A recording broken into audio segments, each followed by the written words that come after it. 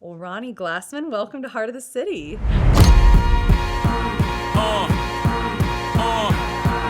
Listen. Thanks for having me. This is so fun. I'm already having a great time. I'm so glad. I'm just so glad you're here. Your personality and presence is just absolutely infectious. I mean, I feel like I don't think anyone could leave you and be in a bad mood, truly. Thank you. I mean, I just don't think so. You're so smiley and just so bubbly, but so grounded and personable. It's been a pleasure getting to know you. Honestly, dude, same. You're the same way. Oh gosh. Well, We're thanks. vibing. We're vibing. Okay, so you have an incredible physical therapy practice in town, Rehab with Ronnie. Tell me, how did physical therapy come into your wheelhouse? Where did this come from? Super randomly, actually. I Okay. think a lot of people have a story of, I got injured. I was playing the sport in high school or when I was younger, and I had a great PT, and then I knew that was the path for me. I actually never went to PT. I just looked up the job description when I was applying for colleges, and I was like, that sounds nice. Yeah. I can connect with people and be sort of in the medical field and make a difference in someone's life. And then I really just stuck with it, which is, I think, kind of cool because so many friends of mine in college changed their majors, which is Wow. more of the norm, I think. But I went to school down in Atlanta, did some observation hours, and I was sold. I was like, oh, actually, I had a good inkling in the beginning that this was going to be good for me because it just was. I just knew that it was going to be the right path. You're like, this is my life's calling. Yeah. That's so cool. Yeah.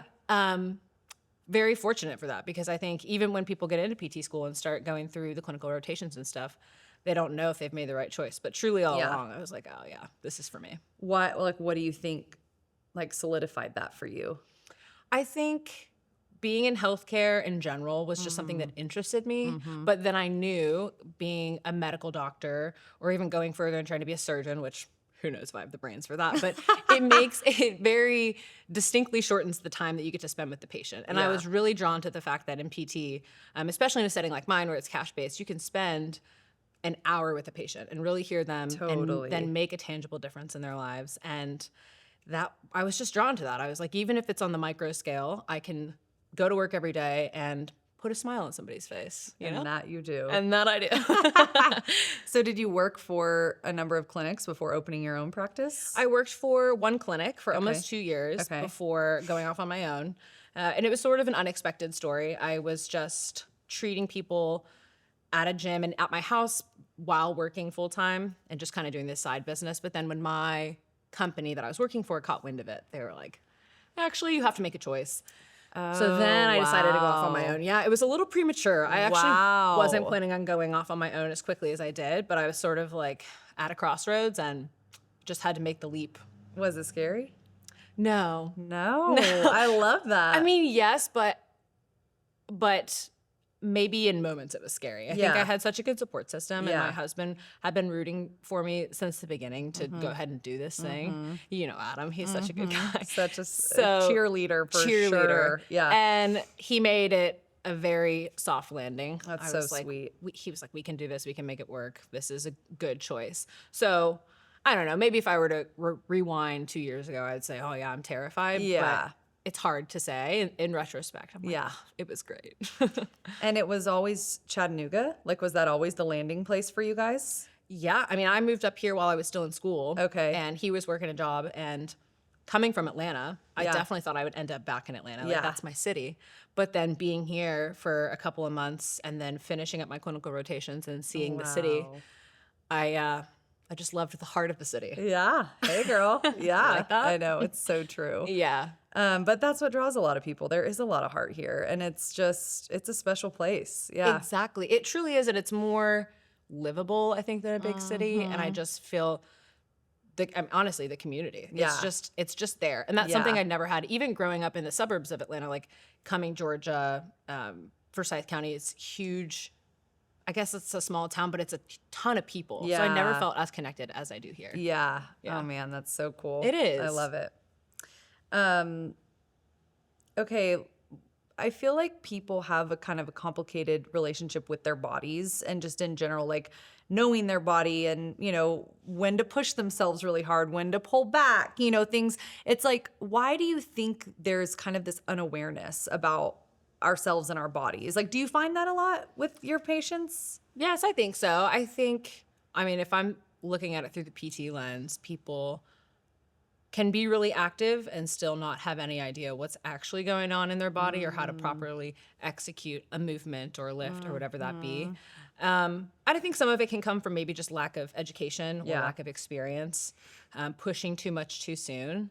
But I mean, a lot of times that's where I get to come into play and help people maintain an active lifestyle, but also make sure that they're doing it in a healthy, proper way that maximizes for longevity instead of just like, can I deadlift 550 pounds? Totally. Which is cool too. Yeah. Yeah. What is like your sweet spot from a clientele perspective? Like, That's a good question. okay. I'm like, my knee-jerk reaction is to say the Weekend Warriors of Chattanooga because that's what's on my website. I love. And I think that still rings true a little bit. It's people that, kind of like you were just saying, they are maybe not knowing what their bodies are doing. Maybe they're active, but they're still ending up injured. That's a lot of what we see. I love to treat weightlifters. That's like my bread and butter. Delaney, my physical therapist, loves to treat runners. She was a college runner. Ooh. So I don't want to say, oh, we see it all. It's a lot of active adults that want to stay active. Maybe they're active all week. Maybe they are a weekend warrior. But yeah, I think we kind of encompass both. And is it more of a proactive mindset coming in to see you, or is it like reacting to some sort of injury or issue? Yeah, both. Both. Yeah. People will come in and be, limping, having a difficult time sitting there telling us what happened. And then we'll get people that are running, the marathon, Seven Bridges Marathon in the fall, and they just want sort of a little tune-up of whatever they're programming or just taking a look at the lower leg, whatever that is. Yeah. Yeah. That's so cool. It is. Have you ever been to physical therapy? No. You haven't? No, but Oh you're my going to be gosh. my first. Yeah, you should come in. No, I've never have. And I'm not like the most athletic person, but I've been active my whole life and I love fitness and I love moving my body. And I think for myself, it's like, I think that especially if you've never been to physical therapy, which I haven't, it's like we live in our bodies for so long. And it's like, I do wonder sometimes, like, through chiropractors I've seen or other types of massage therapists or whatever, it's like, what do we live with that just we think is normal that actually isn't? Yeah. But we just don't know the difference. Yes, and I think I see that a lot, especially with women who are postpartum. And you're like, yes. Oh, her. Yeah. Because well, first of all, there's this whole new thing that we have to focus on. So we're just not even really doing Let's any focus on us. self-check. Yeah. And then by the time it's something that's noticeable, it's like, well, I think maybe this is just something that I have to deal with now. Yeah. When a lot of times that's not the case, and that's Yeah. where we can come in. But it's funny that you've never been, because I think a lot of times, one of the questions I ask people now when they come in for their first visit, I'll ask, have you ever been to physical therapy before? If they say no, I go, are you nervous? And they'll be like, yeah. Yeah. And so then my job is to make them comfortable. But Totally. I get a lot of first timers, surprisingly. I mean, I could see that. Yeah. Well, like I said, you're very approachable. And I think I would be going sort of proactively or just even from like a curiosity standpoint of like, I bet you'd be finding some things. Like, don't get me wrong. Like, Yeah. I have, some ailments here and there, but it's nothing that's like debilitating that I'm like limping around and, can't function. Right. You're not like, I got to get this Correct. looked at. Yeah. So it's just, I probably just have thrown so many things to the back burner, but yeah, I would fully trust you. I don't even think I'd be nervous. Oh, yeah. thanks. Yeah. I don't think you'd be nervous either, Yeah. but some people come I in. totally could see that. Well, it's Yeah. kind of a vulnerable thing. And you're like, It is she going to ask me to, I don't know, undress to a certain, like, to be able sometimes to I assess do. something. Yeah, exactly. Or is it going to be like she's touching me in a place that, it's like, yeah, that is a very intimate experience Exactly. one-on-one with a practitioner. Yeah, and the vulnerable piece is, I always try to remind myself that, because while I do this day in and day out, Yeah, it's like nothing to you. they've never been here. They took Yes. time out of their day. They're going to spend Yes. 90 minutes with me on the first visit, talk about their Wow. stuff. A lot of people end up like, crying, or things just Totally. come out and you have to be just receptive to it. But that's another fun challenge of the Wow. job. Yeah. Yeah. I'd probably cry. Yeah.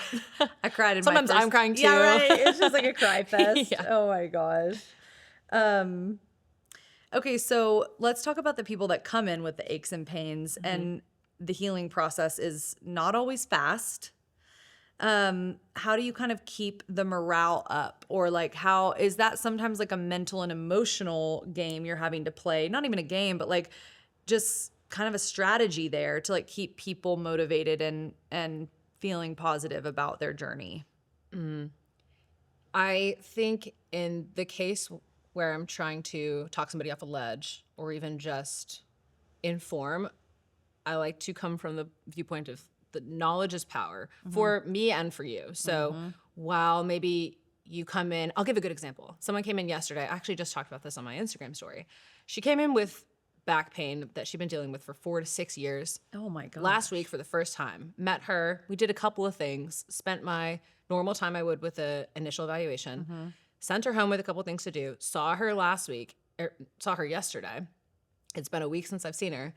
And she was like, Ronnie, I haven't felt any back pain at all. Nothing. And I'm like, huh, that happens all the time. Yeah. No, I'm but- Jesus. but that was, yeah, I'm like, these hands do heal. Yeah. But I was telling her, I was like, this is great and I'm so happy for you.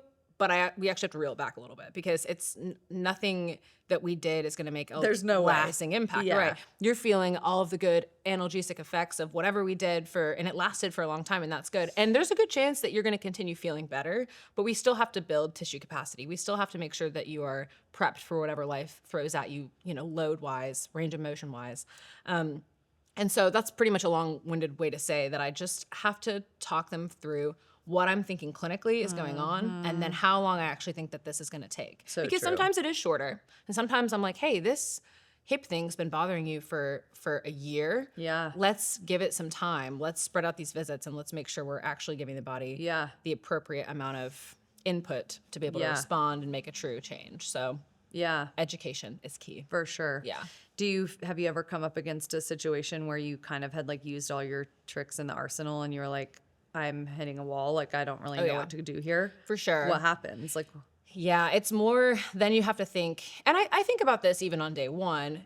Should this be a multidisciplinary approach? Is it, yes, you have shin splints, and let's just talk about your running program and let's make sure that we can deload and then gradually increase the load? Or is this something that is also, there's a high stress response? Like maybe we're fear avoidant. Maybe you should talk to a counselor on top of coming to PT. And maybe we also need a massage therapist. Or, a lot of times, especially if it's been a handful of visits and I'm not seeing really any change, yeah. I'm like, okay, what other people do I know in Chattanooga, which, going back to, it's just such a good community. I feel like I have a lot of those resources now where I can refer out. But yeah, that definitely does happen because while I love to think that we could cure everything, we definitely can't. Right. Well, and I mean, that would be like, I don't even think people should expect that. That would be like, oh, I'm only going to go to this one restaurant for the rest of my life and it'll like satisfy me in my eating out craving. You know what I mean? Like, it's like, no, That's like true. there's, we need the variety and there's like always different perspectives. And I think that's awesome that you're really, welcoming for that type of like community approach to someone's journey and healing. Yeah. And I think the good thing about physical therapy as a profession is we're really good generalists. So we can look at someone. So and, true. Yeah. And we can say, okay, this musculoskeletal thing is going on. Yeah. But I also think you should maybe look and talk to a cardiologist about these things. Like we can take a look at the medications and see, I'm not a medical doctor. I'm not a physician, but I can say, hey, this is actually a lot of things. Like talk to your doctor about this medication list. And then, maybe we do need to look a little more closely and have someone order you an x-ray. So we're good at also flagging different things and knowing when it's not just bone, muscle, joint, nerve, that type of stuff. Well, and your office is so beautiful and like approachable. Once again, I keep using that word for you, but I'm like, what an enjoyable first place to go to maybe just start down that path. And like a lot of people just don't know where to start. They're like, do I call my PCP? Do I go see it's like, rather than like waiting to get in with your doctor for months and months. And then like, who even knows if that's a good start? It's like, maybe that is a cool way to look at your industry as like, as a generalist. Like you don't have to necessarily have some muscle ailment or bones, to come see you. And exactly. And a lot of people don't know that Tennessee has direct access. So in some states in the US, you have to have a doctor's referral just to be seen. Oh, wow. Therapist. Like you have to go through the hoops and down the hierarchy of, well, here's the medical doctor, here's the PT. But in Tennessee and in Georgia, you can go for, X amount of number of visits, but without even being seen by a doctor first, which is great. That is it really gives cool. us much more access to people. That's and so a lot of cool. times, what's going to happen if they go to the doctor? They're going to send you to PT anyways. Yeah. So just come see us. Yeah. Oh my gosh. I love that. There is always something new growing at the Barn Nursery. And this fall, that includes a brand new food truck deck. I love that the Barn Nursery is becoming more than just a place for us to go shop for our yards. It's a place to hang out and enjoy. And here's another reason to visit. On Saturday, October 10, they're hosting the first ever Great Chattanooga Way Off. I'm talking giant pumpkins, watermelons, tomatoes, plus food trucks, live music, and pumpkin painting, and more than $25,000 in prize money. Admission is free, so bring the family, and I'll see you at the Barn Nursery. Okay, let's shift into kind of movement, the importance of moving our bodies, staying active. I mean, I know you are a big proponent of that, and that also is a, for better or for worse, a big catalyst into people coming and seeing you and needing your services. Yeah. I think especially just culturally, it's sad how we just don't move our bodies naturally. I mean, it's like we kind of have to work at it. It's not like we in America live in a lot of cultures where we're walking everywhere for work and for play. And, it's like, so there is kind of this like really intentionality that we have to put behind movement. And it's like, what is your kind of mantra around the way we move our bodies, the amount we need to move our bodies? Like, what is the baseline in your mind? I'll steal something from my old boss when I was working at a PT clinic before I even got into PT school. Wow. I remember him telling his clients, I was just working the front desk doing my insurance verification, but I would listen and hear him tell his people, 8 hours of sitting at your desk job is not going to be offset by 1 hour at the gym. Wow. And I just didn't even really know what he was talking about back then. I hadn't been exposed to all the knowledge and all of the resources that I have now to just know how important movement is. And I was kind of like, that's kind of mean. You should congratulate them for going to the gym. Right. But in reality, there's a lot of truth to it. If you're spending 8 hours sedentary, even if you're standing at your standing desk, it's still a stagnant position. And then you go to the gym and you go balls to the wall and try and hit your max back squat. That is a lot of times where the injury lies. Like there's just we're not bridging the gap between fitness and then being super still. So true. So a lot of what I have to talk to my patients about is, okay, you work from home, that's good. You have more freedom of movement. Maybe you can't walk around in your office, but maybe you can. Maybe if you don't even work from home, you work at a desk job. Right, you could take a call or Yes. whatever. Yeah. I'm like, set a timer, and every 30 minutes, every 45 minutes, you have to get up and do something. Yesterday, somebody asked me, well, what should I do? I was like, oh, I don't know. I would just say do something, but do 10 air squats, do 10 push-ups. Oh. Get an exercise snack. We call them exercise snacks. Keep the body moving so that when you go and you leave and you hit the gym, you haven't just been compressing the spine and sitting with stiff hips all day long, expecting your body to do crazy amounts of work because it won't. Yeah. Man. I think that's a good kind of rule of thumb for me. That's a really good, but Yeah. like every 30 minutes, I mean, why does that even sound daunting to me? That's horrible. But like, I mean, that seems almost excessive, like, but it's not, you're Yeah. right. Like the exercise snack, and I love Yes. snacks. So that's going to help me. When you're on your way to get your snack, get Yeah, an exercise exactly. snack in. Exercise snack on snack. Got it. Yeah, and I Okay. say 20 to 30 minutes because I know human nature. We're going to be like, okay, every hour I'll set that timer. You know what I Okay, mean? all right. Yeah, I I'm like where shooting you're going. high so Yeah, that we you can should have told me land. that, but okay, great. Yeah, because I'm guilty of it myself. Yeah. I'll sit, record a podcast, edit something, answer my emails. It's Yes. been 90 minutes. It's Yes. been 2 hours. And I'm like, oh. Gosh, yeah, I know. Well, So. it's crazy. Like I feel like I feel my worst when you're like post car trip, post travel. Like you just feel awful, and there's Been something having to that. different foods. So stagnant. You're a little inflamed. Yes, you're just like a gremlin, And it's like we basically do that to ourselves all day at work, though, too. If you do Yes. have a sedentary job, so yeah, I think that is okay. Good rule of thumb. Good rule of thumb. Gonna try to take Write that it into down, set the consideration. timer. Yep. Okay, what's something that's surprisingly good for us that people might underestimate? Oh. Okay. I'm not an expert on this. I actually know so little about it. Okay. But it's just been on top of mind recently is hormone replacement therapy for postmenopausal women. Oh. Super interesting stuff. Just coming out in the research, things that I've seen with my patients. Now, that's not something that I ever refer someone to or say you need to go do this. Yeah. But I'll have clients come in and say, I was having X joint pain or been dealing with this issue for a while and really nothing changed except for this. I started on estrogen or I started on testosterone, whatever it is, and that's made a really big difference in their lives. Wow. Even just down to the level of sleep, which we know how important sleep is. And so if you're a woman and you're in your late 40s, early 50s, and you're Mm-hmm. not sleeping through the night, and then you're dealing with knee pain, well, then your chances of a successful recovery are lowered a little Slim. bit. So that stuff has been interesting to me. That's really Again, I'm cool. not, I don't work in that field. Right. But earlier talking about partnerships and other providers that I will refer to, and I've kind of just been toying around with the idea because I think I see a lot of really good success with it. And so I want to know more about it. I want to read more about the research because I think it used to be a little taboo.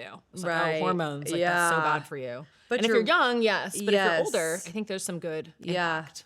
Yeah, I mean, you're right. And hormone health is something that a lot of us take for granted and we underestimate. Like, Yeah. if it's just like, if it's good, okay, great. Like, Yeah. but it's like once it's bad and you're feeling it, like, yeah, it probably Yes. has a lot of implications. And I think the narrative used to be, at least in my mom and her generation, was like, well, this is just what happens and we just deal with Totally. this. Similar menopause. with similar with post kids. It's like, well, this Totally. is just my body now. I just Yeah. have some of these dysfunctions, but it's been interesting to see some of the positive impact and So cool. the direction that it's going. That's so cool. So I hope that answers the question. Yeah, no, for sure. I love it. Yeah, not really PT specific, but interesting stuff. Yeah, no, for sure. Well, speaking of non-PT specific, although you definitely, of course, tie in PT, let's talk about your social media platform.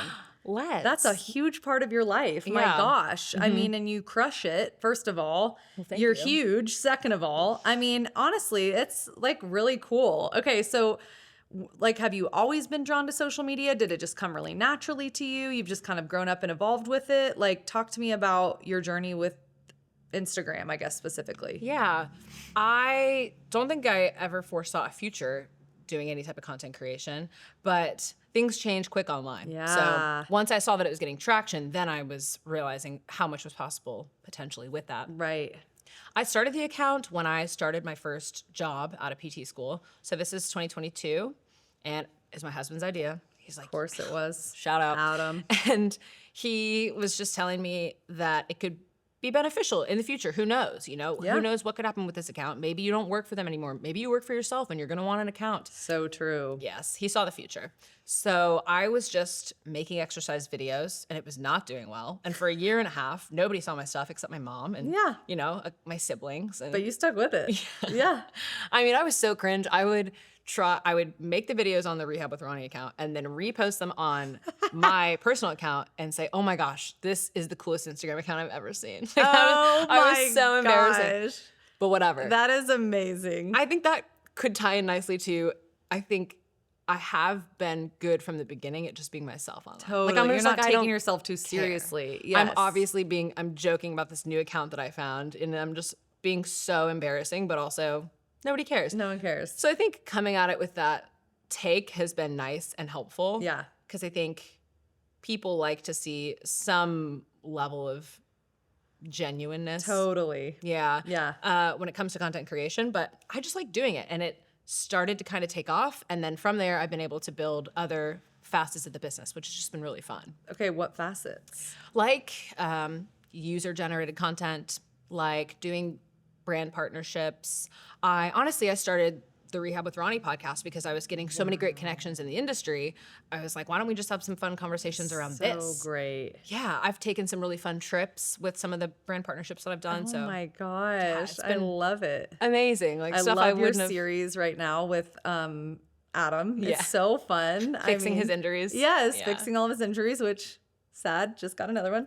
Yeah. His little hammy. Yeah, oh my gosh. But okay, so how do you juggle the demand of the social media pace and world with, you're a new mom, you have a whole business, you have another therapist on board, like you're responsible for someone else's livelihood. It's like that's a lot of demand. Like Yeah. what is your kind of structure for the way you work versus live and play? And I don't know. yeah, I mean, same. I'm just kidding. I'm trying to learn something, but yeah. No, I think the Instagram and TikTok world could be all consuming. Mm-hmm. But the way that I view it is it's totally up to me how often I pick it up So and how true. often I use it. I now partner with an agency that will secure brand deals for me and like Nice. take a portion of what I earn, but Nice. so much of it is offloaded. Like they're doing contract negotiations. They're That's so finalizing all the nice. deliverables. And then they just come to me and they say, this is due at this time. We'll send you whatever we need to send you. That's so Done. awesome. Then I can plan it. And then I don't really have to I fortunately am not somebody that feels like they have to have their phone 24/7 Yeah. capturing everything. Nice. I think I was really intentional at the beginning when I realized that it was blowing up.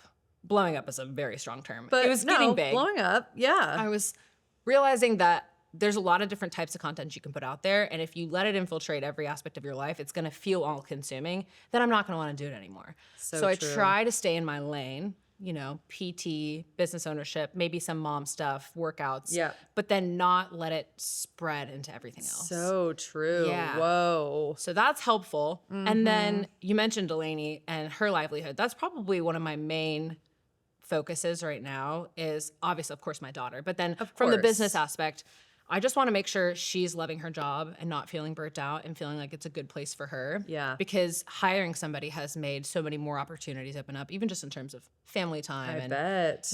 doing the Self-care. slow morning that I want with Yes. with my little baby. I know. So sweet. Yeah, I think in short, to answer the question, it's just being a little more intentional about scheduling without overscheduling and making the appropriate amount of time for the appropriate amount of things and like knowing what gives me energy and then what takes away from me and can I make those things less. Totally. I'm sure you're probably the same. Like, Yeah. stuff like this. Before we started, you said, "Oh, I feel fuels fueled." me. Yeah, I love it. And Yeah. those are the things I try to pay attention to. And then what Yes. drains me and can I get rid of that stuff? It is time for one of my absolute favorite shopping events of the entire year, the Chattanooga Boutique Warehouse Sale. The fall sale is happening this Thursday, August 20th through 22nd at Chattanooga Whiskey Event Hall, with local boutique finds marked up to 90% off retail. When I tell you I have found some of my favorite pieces at this sale that I wear year after year, I am not joking. Opening night includes live music, sips, shopping, and more, with ticket proceeds benefiting Chattanooga Room in the Inn. Or shop Friday and Saturday with free admission. Grab your friends and come ready to find some incredible deals. That's so true. I think sometimes we think we just have to deal with the, and sure, to some extent, the good and the bad, and it's always going to be, the juggle. But I don't know. It's like as business owners, we're pretty lucky because, do we have to deal with the bad? It's like we get to carve out the way we want our business to run, and we get to make our everyday reality whatever we want it to be within reason. So it's like, maybe letting go of that kind of old school mindset of just trudging through it. And it's just like, oh, well, I feel like I grapple with that because even as, I'm in the thick of millennial and it's like my generation, I feel like still has some of that old school, your job is, it's not like the Gen Zers that are like, the world is my oyster. We still kind of had this formulaic, college, job, marriage, all these things. And it's like, well, but as business owners, it's cool. It is. It's funny that I think that mentality has been threaded through the past couple years of my life, because I remember when I quit my corporate job, I was feeling so mad about it and just down about the fact that I didn't like my job after 7 years of school. I was just like, are you kidding me? I'm driving to work. I'm on 27, just pissed off that I have to go and see 20 patients today, and I'm stressed and I'm not having a good time. And then I remember driving and thinking, I am making this choice. I got in the car, put the car in reverse, back down the driveway, and I'm headed to work all on my own accord. I could actually not do that. Yeah. I could not show up if I wanted to. And some people would probably be pissed, but at the end of the day, it's a choice. It is fully in my hands. And it's a good reminder too. I mean, you feel a little more locked down when you're on somebody else's time, but when you're on your own time, sometimes it's almost too much. What's the word? Like freedom. Yes. Yes. Yeah. So, you can feel like you flounder at times, for sure. Absolutely. Yeah. But then at the end of the day, it's the same concept. I am in the driver's seat. Yeah. So It's so cool. And so are you. Here we are, driving together. Driving together. Going back to your social media kind of journey and getting big online, what was your response from your family and your close people? Did everyone understand it and they were like, oh, this is so cool? Or it was pretty well accepted? I have family members that are big on social media. You do? Yes. My little brother, he's got millions of followers on TikTok. And I wonder if you've ever seen his stuff. Probably. He was the guy back in 2020, the smallest apartment in New York City. And he would show his little apartment and run around New York City. Wait, what? This is your brother? Yes. Have you seen his stuff? Yes. Yeah. What? So he was blowing up on on a different platform. I feel like TikTok is just the wild own west. animal. Yes. Yeah.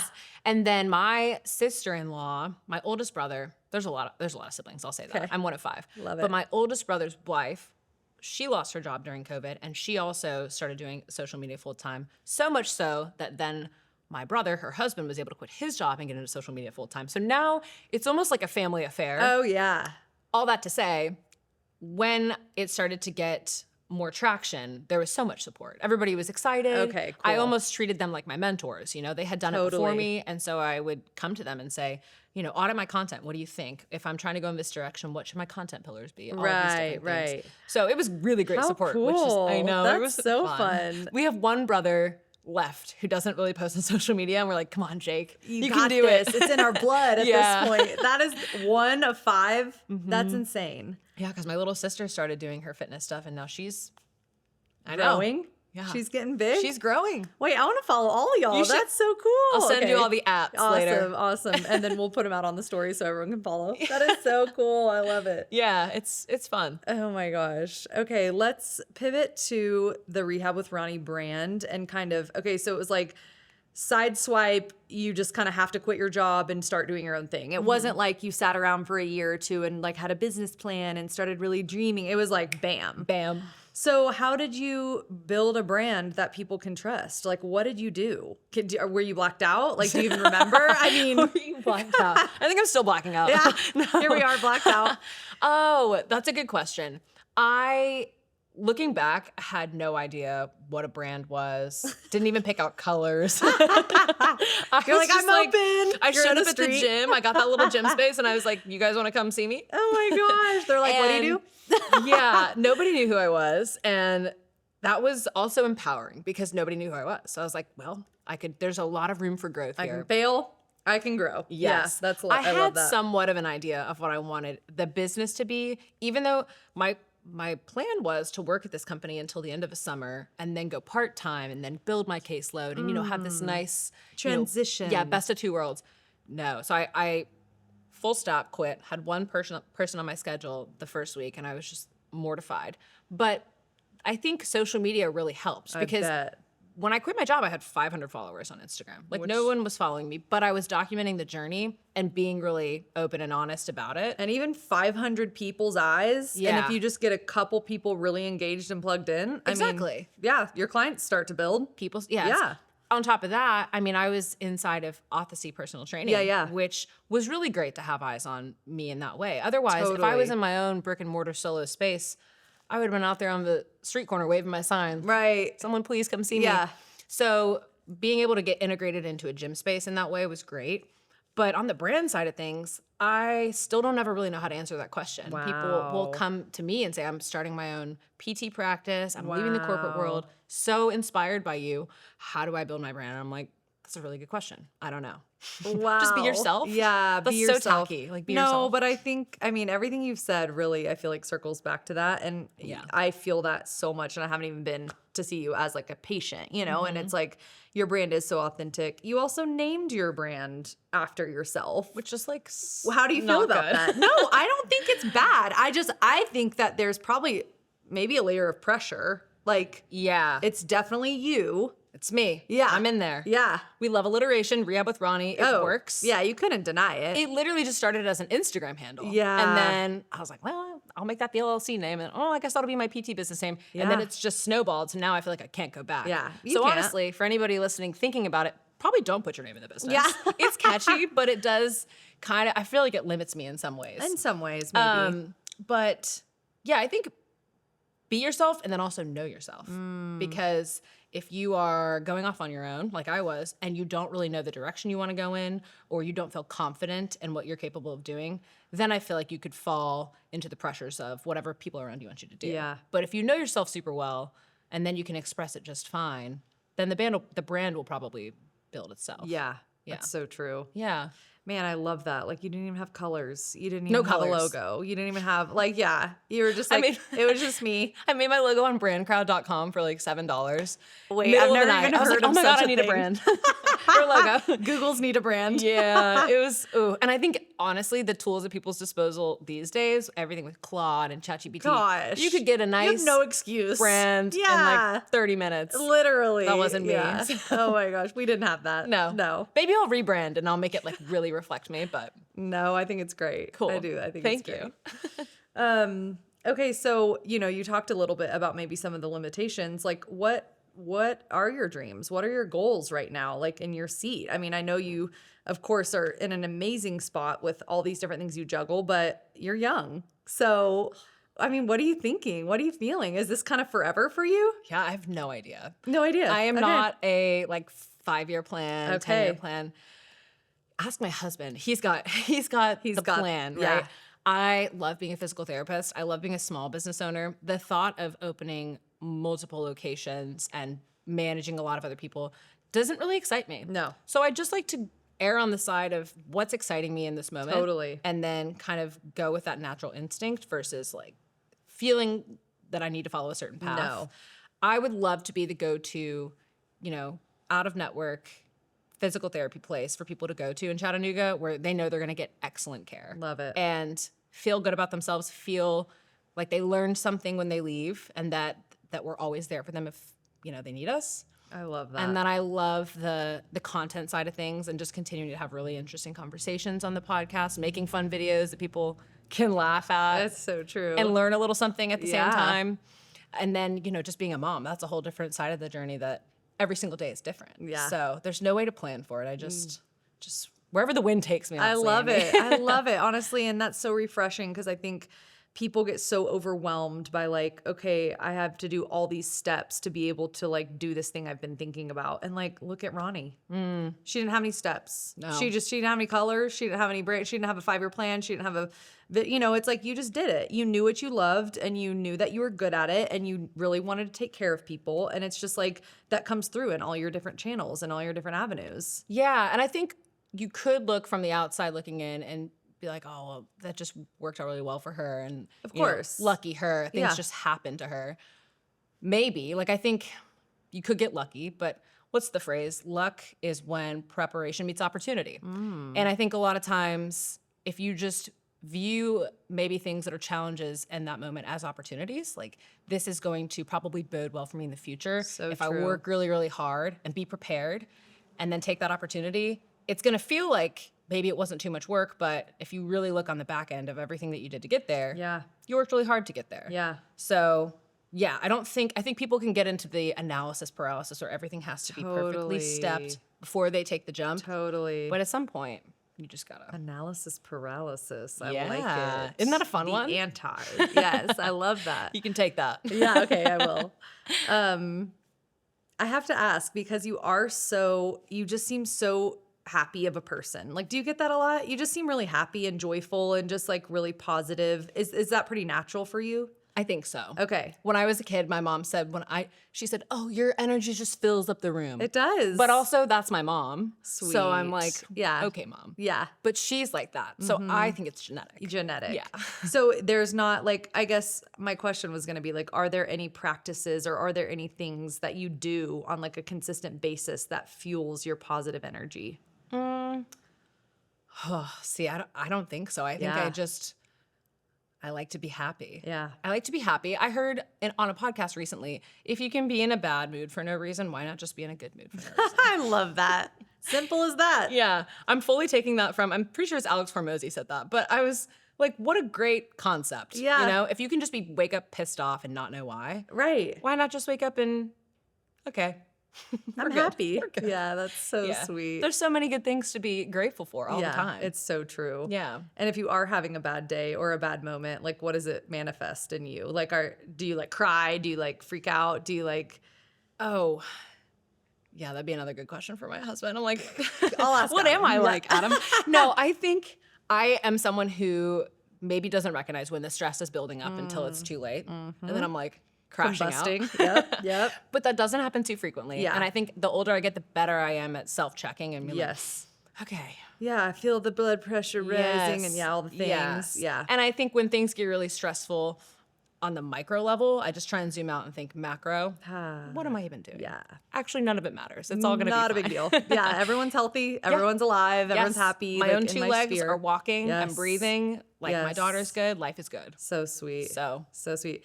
And did you, I'm sorry, this is the last weird question on No, this, I love on this these weird- I tangent, like but them. like, did you have any family hardships growing up? Like, did you have any like illnesses or like, I just feel like a lot of times people who have good perspective or are naturally happy maybe have seen yeah. like hard times, but it was that your journey or was it No, pretty? I mean, I think like the hardest thing that you've ever been through is the hardest thing for you. of course, everyone's Yeah. threshold is different. I Yes. think when you hear other people's stories, I'm like, oh my gosh, I've never been through anything Yeah, like that. yeah. Like, my parents are still together, one of 5 kids. So sweet. You know, growing up. I just had a stroke. Growing up in a household like that definitely comes with its battles for sure. I mean, 5 kids. Yeah. Woof. Yeah. And it's, it's like a little society. It's like a war zone. Yeah, it is for sure. And 2 older brothers, a younger Yeah. brother, like there's lots of mini hardships. But I think on the larger scale of what other people have dealt with, no, I think I've been Yeah. very fortunate to live a really great life and Yeah. continue to do so. That's so cool. So Man. thanks for saying that though. That's really nice. Yeah, absolutely. No, you're awesome. Well, okay, in closing, I'm going to ask you the question we ask everybody. Okay. I need you to fill in the blank. The heart of Rehab with Ronnie is. Let me think on this. The heart of Rehab with Ronnie is good vibes. Good vibes. I love it. And it's true. Yeah. You are good vibes. I think it is good vibes. You've been to the clinic. I have, and it's good vibes. good vibes. Yeah. Yeah. Oh my gosh. You're so fun and awesome and really proud of you and everything you're building. And we're really lucky to have you in Chattanooga. Oh my gosh. Thank you so much for having me. This has been a blast. Good. Well, thanks for being here.